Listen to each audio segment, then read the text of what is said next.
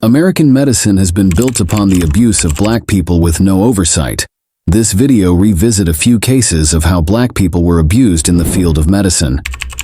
Firstly, let's explore the story J. Marion Sims, the father of modern gynecology, who purchased black women slaves and used them as guinea pigs for his untested surgical experiments. He repeatedly performed genital surgery on black women without anesthesia, because according to him, black women don't feel pain. J. Marion Sims is called the father of gynecology due to his experiments on enslaved women in Alabama, who were often submitted as guinea pigs by their plantation owners who could not use them for sexual pleasure. Another case where black people were used as samples for scientific research was the Mississippi appendectomies. More than 8,000 post-black women in Mississippi and South Carolina were given involuntary hysterectomies, removal of uterus, between 1920s and 1980 when they went to see white doctors for other complaints. These came to be known as the Mississippi appendectomy, a medical practice that provided involuntary sterilization to poor black women who were deemed unfit to reproduce. These practices were not limited to Mississippi.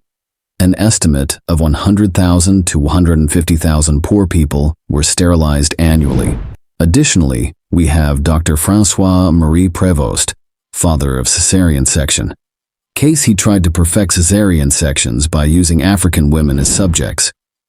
His first successful birth, named Césarine, was born in 1831 to a slave woman. The horrors of experimentation did not spare even the deceased.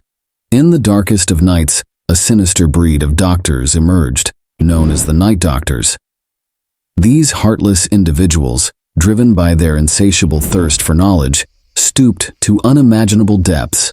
They desecrated the resting places of the enslaved, callously exhuming their lifeless bodies for their macabre medical inquiries, and this violated the very essence of humanity.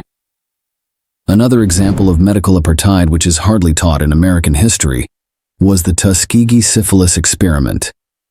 It began in 1932. In the syphilis study, doctors were trying to find out more about syphilis test subjects, impoverished African American men, and didn't treat them for syphilis even after they knew penicillin could cure the infection. The infected men involved in the study were never made aware of their condition upon diagnosis and believed they were being treated for bad blood and, in exchange for their participation, the men received free medical examinations and burial insurance. Another horrible thing that was done and needs to be told is the Oregon State Penitentiary Experiment. 1963 to 1971. Black prisoners were injected with radioactive compound called thymidine into their testicles. The experiment was to test the effects of radiation on the cells of the testes and the doses of radiation that would produce changes or induce damage in the cells. At the time of the Oregon experiment, using prisoners as research subjects was an accepted practice in U.S. In 1945, after a nasty accident, Ebcade, a black truck driver, was used as an experimental subject as doctors secretly injected him with plutonium, a substance used to make nuclear bombs, to see the effects of a nuclear bomb on the body. For 6 months, he was held in the hospital, thinking that he was being treated for his injuries.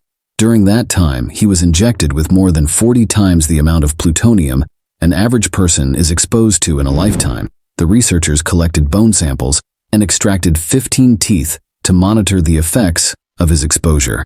The researchers went on to experiment on 18 other black Americans. One of the worst examples is the story of Henrietta Lacks, a black woman whose cancer cells were harvested without her knowledge or consent in 1951.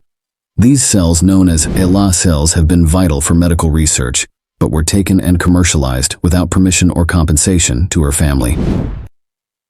We also have the fenfluramine study. In the 1990s, medical researchers gave a banned diet drug, fenfluramine, to dozens of black and Hispanic boys, aged 6 to 10, to see whether or not the drug could help predict if the boys were likely to become criminals as adults. Lastly, the pellagra experiment. Pellagra is an ailment commonly caused by a lack of vitamin B13 in diet.